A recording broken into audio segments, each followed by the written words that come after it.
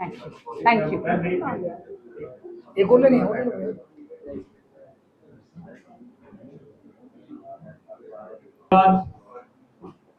नई दिल्ली लोकसभा की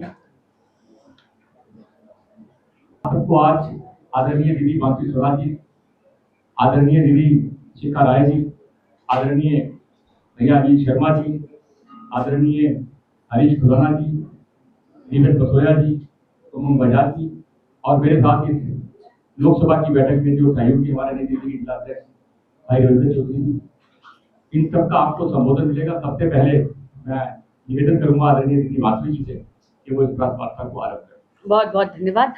मीडिया के सभी बंधुगणों का भर के 11 साल के कार्यकाल, ये कार्यकाल केवल एक राजनीतिक व्याख्यान नहीं है, ये राष्ट्र नीति का निर्माण है। शिखा जी मेरे बगल में बैठी हैं, यहाँ पर ये तो खुद इस बात की साक्षी हैं, मेरे बाकी विधायक बंधु और दोनों जिलाध्यक्ष भी इस बात के साक्षी हैं।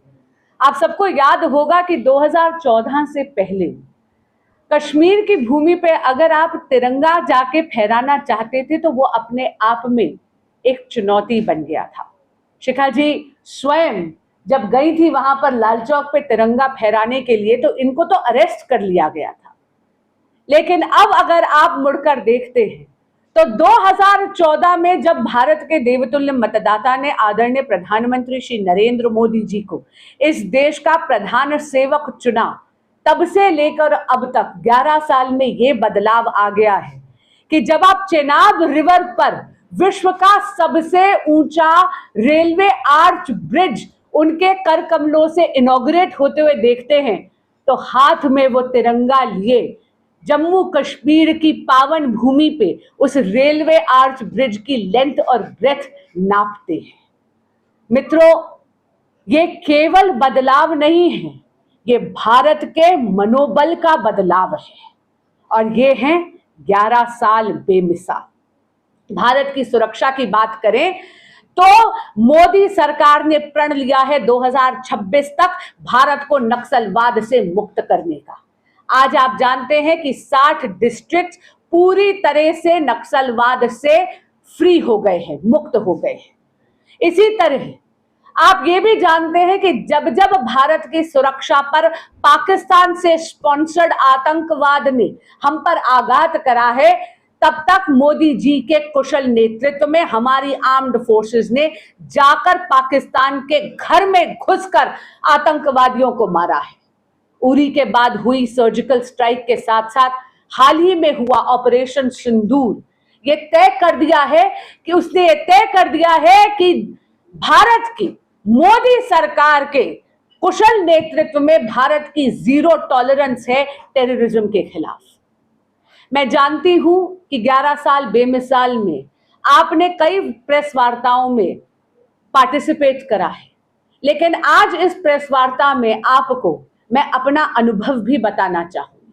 ऑपरेशन सिंदूर की सफलता के बाद मोदी सरकार की एक बहुत बड़ी डिप्लोमैटिक विन थी।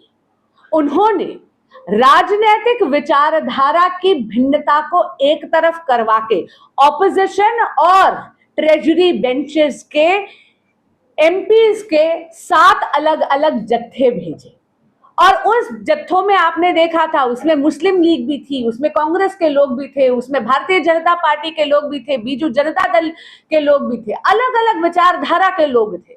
और ऐसे ही एक जत्थे में मुझे जाने का सौभाग्य भी मिला। मुझे इतनी खुशी होती है आपको ये कहते हुए कि विचारधारा की भिन्नता को एक तरफ रखकर एक एक व्यक्ति ने केवल और केवल भारतीयता की बात करी। भारत का जो स्टांस है जीरो टॉलरेंस अगेंस्ट टेररिज्म, उसकी गूंज 33 देशों में आपको मिली। अपने अनुभव से आपको बताना चाहूंगी कि कोविड के समय में जो भारत ने मोदी सरकार के कुशल नेतृत्व में वैक्सीन मैत्री करी थी, जहां 48 देशों में भारत ने संजीवनी बूटी की तरह मुफ्त कोविड की वैक्सीन भेजी थी, उसका क्या असर हुआ है ये तो मुझे देखने को मिला। मैं वेस्ट अफ्रीका के 3 देशों में गई थी, कांगो, सियरा लियोन और लाइबेरिया, और एक एक देश ने वहां पर मोदी जी का धन्यवाद करते हुए, भारत सरकार का धन्यवाद करा, भारतीयता का धन्यवाद करा कि कोविड जैसे एक महामारी में मुफ्त वैक्सीन भारत ने दी। मोदी जी के नेतृत्व में भारत विश्व की फार्मेसी बन गई है। यही नहीं, एक तरफ तो हम विश्व मित्र की भूमिका निभा रहे हैं, दूसरी तरफ हम विश्व गुरु की भूमिका भी निभा रहे हैं। G20 में जब प्रेसिडेंसी थी तब आप जानते हैं कि भारत की अध्यक्षता में वसुधैव कुटुंबकम यानी पूरा का पूरा विश्व एक परिवार है, इसका पाठ मोदी ने सरकार ने विश्व के कोने कोने तक G20 की अध्यक्षता में पहुंचाया। अफ्रीकन यूनियन को पहली बार परमानेंट मेंबर G20 में लाने वाले नरेंद्र मोदी थे। ये बहुत बड़ी बात है। अब ऑपरेशन सिंदूर के बाद आपने ये देखा, खास करके मैं अपने अनुभव से बता रही हूं, वेस्ट अफ्रीका के इन तीनों देशों ने एक गूंज में भारत के साथ खड़े होने का दावा करा। सिएरा लियोन और लाइबेरिया के पार्लियामेंट्स ने तो पहलगाम के विक्टिम्स के लिए 1 मिनट का मौन अपने पार्लियामेंट में भी रखा। ये सब पहले असंभव था। ये इसलिए हुआ है क्योंकि मोदी है तो मुमकिन है। यूएई में आप देख लीजिए, यूएई इतना बड़ा हमारा स्ट्रेटेजिक पार्टनर है। वहां पर जाकर इंडियन डायस्पोरा ने कहा कि श्रीमती इंदिरा गांधी के बाद कोई और प्रधानमंत्री वहां इतने दशकों तक आया नहीं, लेकिन मोदी जी आए। वहां के इंडियन डायस्पोरा ने मुझे बताया, उन्होंने ये कहा कि जब से प्रधानमंत्री श्री नरेंद्र मोदी आए हैं, इंडियन डायस्पोरा का सर गर्व से ऊंचा है। एक अलग आदर, एक अलग सत्कार, एक अलग सम्मान, एक अलग रिस्पेक्ट के साथ भारतीयों को अब देखा जाता है। क्यों? क्योंकि हम फ्रैजाइल 5 से अब विश्व की चौथी सबसे बड़ी अर्थव्यवस्था बन गए हैं वैश्विक पटल पर। इसका एक बहुत बड़ा, मैं कहूंगी, महत्व आपको ऑपरेशन सिंदूर के बाद दिखा है। इसीलिए पूरा का पूरा विश्व भारत का डंका मानता है और भारत के साथ खड़ा भी है।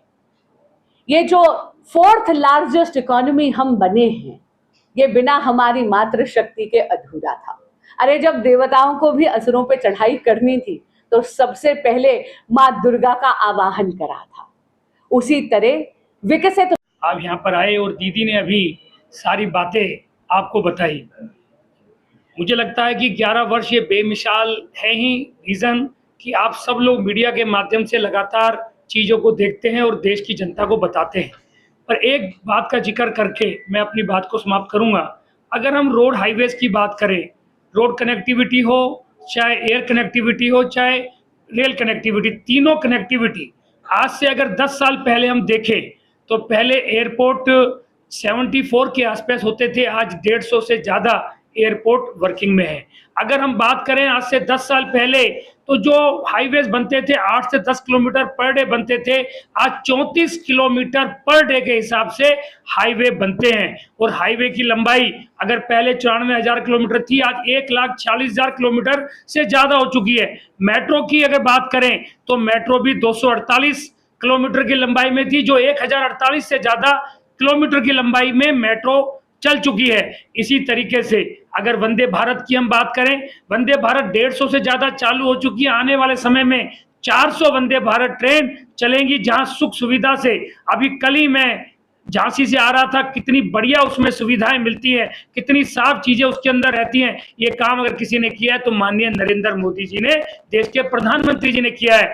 आज की तारीख में गरीब से गरीब व्यक्ति भी हवाई जहाज का सफर तय कर पाता है, क्योंकि वहां पर जिस तरह से सुविधाएं मिली हैं, पैसे कम हुए हैं ज्यादा एयरपोर्ट बनने से, इस तरीके से हर क्षेत्र के अंदर काम किया है। मैं सिर्फ एक लाइन कह के अपनी बात को समाप्त करूंगा कि 11 साल सेवा, सुशासन, गरीब कल्याण के टाइम है जो लगातार हो रहा है। उसी को जोड़ते हुए मेरे और साथी जोड़ेंगे।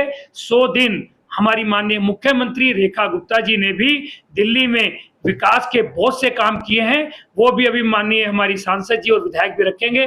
बहुत बहुत धन्यवाद, बहुत बहुत धन्यवाद, बहुत धन्यवाद। सबसे पहले तो धन्यवाद देंगे हम हमारी सांसद मासी स्वराज जी का कि आज इनके माध्यम से आज बहुत टाइम बाद आप सब लोगों से एक बार फिर रूबरू होने का मौका मिला। क्योंकि उपलक्ष्य बहुत ही, कहते हैं ना कि इंजॉय, एक नवीनतम वो है कि 11 साल पूरे हुए हैं। और गर्व करने वाला विषय ये है कि आज हम सब लोग 11 साल की जो हमारी उपलब्धियां हैं नरेंद्र मोदी जी के शासन के अंदर, जो उन्होंने सेवा करी है, उसके बारे में आपसे रूबरू होने का, बताने का मौका मिल रहा है। फियर ऑफ बिजनेस होता था 2014 से पहले, आज ईज ऑफ डूइंग बिजनेस है।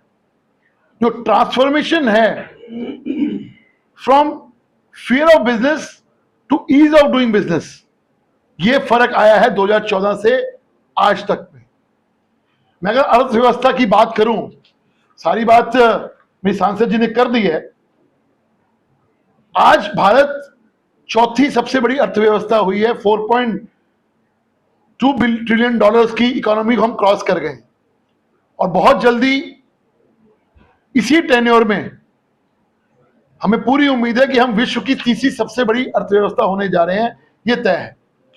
जिस प्रकार से आज पूरा वैश्विक माहौल बना हुआ है, लेकिन भारत के अंदर लोगों का, बिजनेसमैन्स का, इन्वेस्टमेंट का जो एक, कहते हैं ना कि हमें विश्वास है कि भारत तरक्की करेगा और एक बिजनेस के लिए माहौल क्रिएट करेगा, उसका नतीजा ये है कि आज हम लोग 748 बिलियन डॉलर 2025 के अंदर, 2024-2025 के अंदर हमारे यहां पे निवेश हुआ है।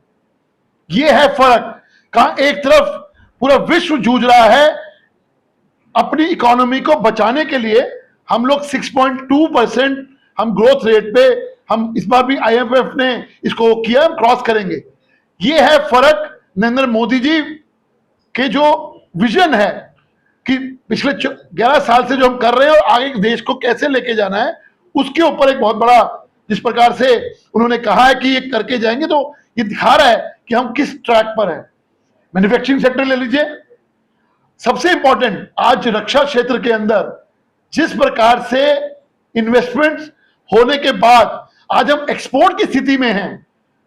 हालत यह है कि हम जब आए थे तो 1940 करोड़ रुपीस का सिर्फ एक्सपोर्ट करते थे रक्षा के क्षेत्र में, आज 23,622 करोड़ का करते हैं, 23,622 करोड़ का।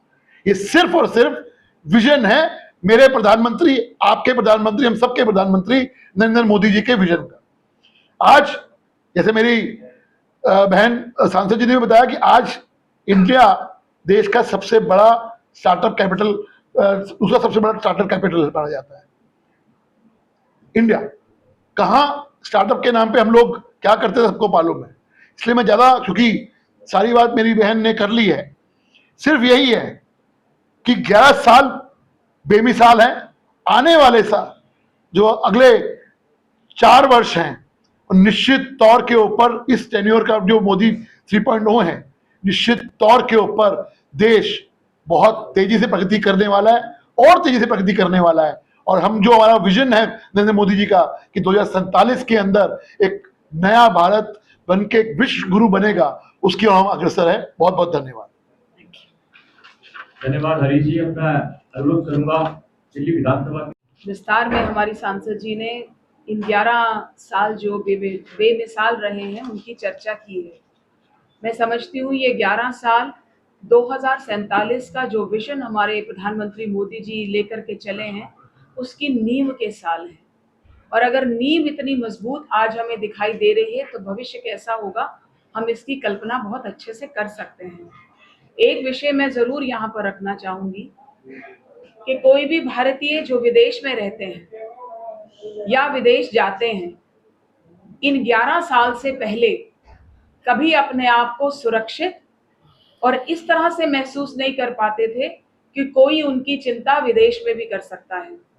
लेकिन ये मोदी जी की सरकार में, आदरणीय सुषमा जी के समय में जिस तरह से एम्बेसीज को इक्विप किया गया है कि कोई एक व्यक्ति जो विदेश में रहते हुए किसी मुश्किल में है, वो मात्र एम्बेसी तक अपना मैसेज पहुंचाता है और उसके बाद उसकी सारी समस्याओं का निवारण होता है, या मात्र एक विदेश मंत्री के ट्वीट पर कोई अपना ट्वीट छोड़ता है, एक मैसेज छोड़ता है और उसकी समस्या जड़ से ही समाप्त हो जाती है। ये हमने केवल और केवल मोदी जी की सरकार में सुषमा जी के समय इसका आरंभ होते हुए देखा। और आज आप किसी भी समय किसी भी भारतीय से अगर ये पूछेंगे कि विदेश में रहते हुए उसको किसी प्रकार की कोई ऐसी समस्या है जो वो अपनी एम्बेसी तक न कर पाए और फिर एम्बेसी उसका निदान न करे, तो मुझे लगता है ये संभव नहीं है। इसलिए एक भारतीय के नाते अपने आप को भारत के बाहर भी सुरक्षित महसूस करवाना ये मोदी सरकार ही कर सकती है। उन्होंने ये किया है। ये जो नीम के 11 साल हैं, इसमें 100 दिन मुझे लगता है दिल्ली की सरकार के भी आते हैं, क्योंकि जितनी योजनाएं बताई गई उसमें बहुत सारा लाभ दिल्ली को भी उन सेंटर की योजनाओं का हुआ, चाहे पेरिफेरल रोड्स की हम बात कर ले।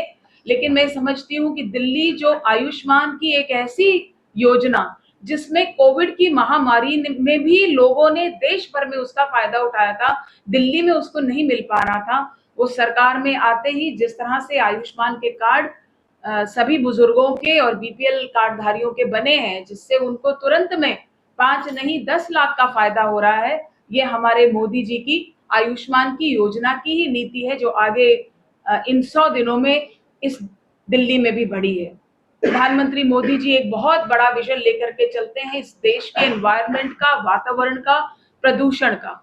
इसलिए आते ही सबसे पहले जो केंद्र की योजना के साथ दिल्ली में इलेक्ट्रिक बसों को आना था, 600 बसें आज देवी के नाम पर सड़क पर दौड़ रही हैं।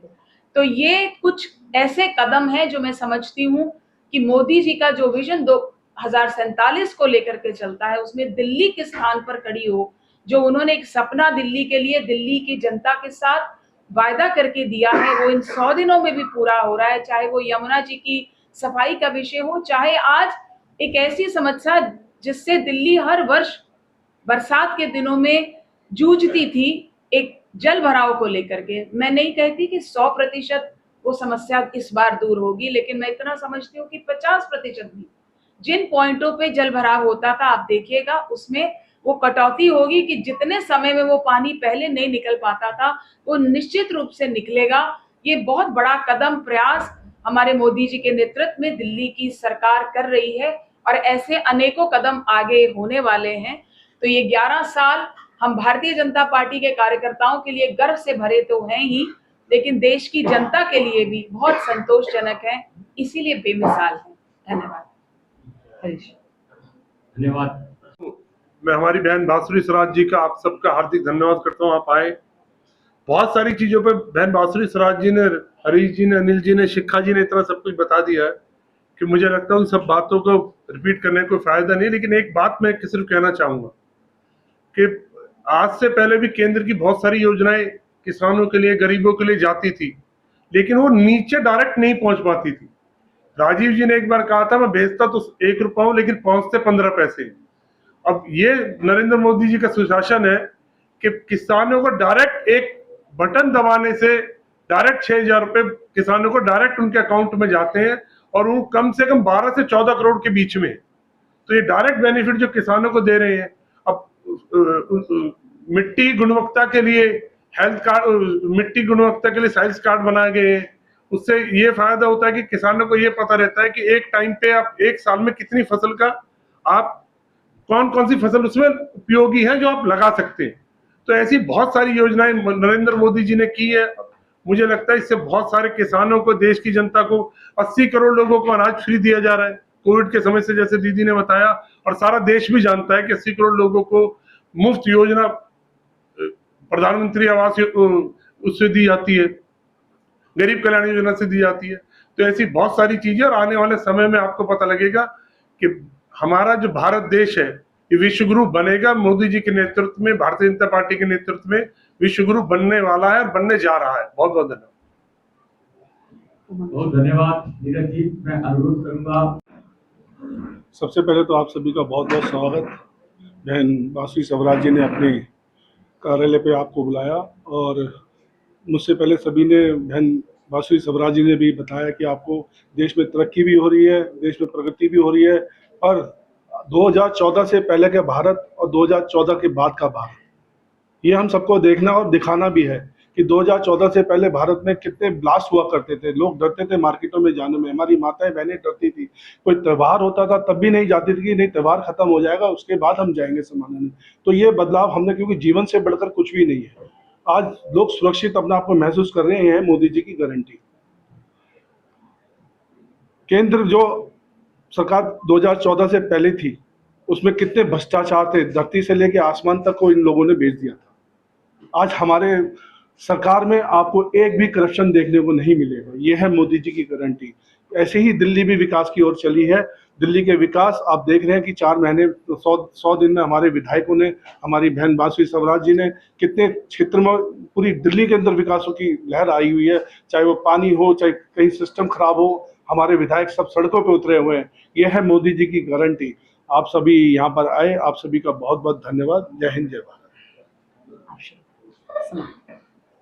नमस्कार साथियों, हमारे प्रधानमंत्री श्री नरेंद्र मोदी जी के नेतृत्व में भारत ने विश्वास और विकास के 11 वर्ष पूर्ण किए हैं। और ये सिर्फ एक आंकड़ा नहीं, ये 11 वर्ष विश्वास, सेवा, विकास, मेहनत, बलिदान की कहानी है। इन 11 वर्षों में युवाओं के लिए सबसे महत्वपूर्ण रहे हैं 11 वर्ष। Startup India, skill India, Vishwakarma जैसी योजनाओं से आज जो युवा है ये रोजगार लेने के लिए नहीं, देने के काबिल हो गए हैं, आत्मनिर्भर हो गए हैं। आप देखेंगे समस्त देश में नई IITs, medical colleges, digital universities के माध्यम से शिक्षा पूरे देश के हर कोने में पहुंचाई गई है। डिजिटल इंडिया के माध्यम से आज हम देखते हैं कि युवा लाइन में नहीं, ऑनलाइन है, और यही है नया भारत। आज देशभक्ति सिर्फ भाषण में नहीं है, आज युवाओं के कर्मों में है। ये है नया भारत जो सिर्फ सोचता नहीं, करके दिखाता है। आप सभी का धन्यवाद। जय हिंद, जय भारत। धन्यवाद सुमन जी। अब के 11 साल से, इस 11 साल में देश ने अनुभव किया कि एक मजबूत सरकार क्या होती है। इस देश पर जब जब आपदा आई, चाहे वो कोरोना काल हो, चाहे वो पड़ोसी देशों के द्वारा इस देश को डिस्टर्ब करने की जो लगातार रणनीति रहती थी, हमारे सैनिकों को मारा जाता था और केंद्र से उन्हें कहा जाता था कि आप सफेद झंडा दिखाओ, हम बातचीत से समस्या का हल निकालेंगे। देश की जनता, देश की सेना, देश का किसान, देश का जवान, हर व्यक्ति में कॉन्फिडेंस बढ़ा। कोरोना काल के दौरान देखेंगे तो किस प्रकार से वो वैक्सीन लगाई गई, और पड़ोसी देशों को देखेंगे तो उन्होंने एक मारा तो हमने घर में घुसकर मारा, जिससे ये साबित हुआ कि छेड़ोगे तो छोड़ेंगे नहीं। और जो दिया उसके बाद जो देने जा रहे हैं, मैं कहना चाहूंगा जो बड़े बड़े जो हमने हाईवे बनाए हैं उसके ऊपर लोगों को लगता था कि टोल टैक्स शायद बहुत ज्यादा है, परंतु 3000 रुपए की योजना जो नितिन गडकरी जी लेकर आने वाले हैं, जिससे 3000 रुपए में आप कहीं भी आ जा सकते हैं, लगभग 200 यात्राएं कर सकते हैं, वो निश्चित रूप से बहुत महत्वपूर्ण उपलब्धि होगी। क्योंकि हाईवे को कई बार लोग इसलिए यूज नहीं करते थे कि टोल के पैसे उनको लगता था बहुत ज्यादा है। अब आप कल्पना कीजिए 3000 रुपए में 200 यात्राएं, कहीं भी जाए कहीं भी आए। मुझे लगता है कि बहुत बड़ी हिंदुस्तान की जनता को आदरणीय हमारी मोदी सरकार की देन है। आप सब अपना कीमती समय निकाल करके आए, आप सबको ने बहुत बहुत आभार। 12 लाख का इनकम टैक्स।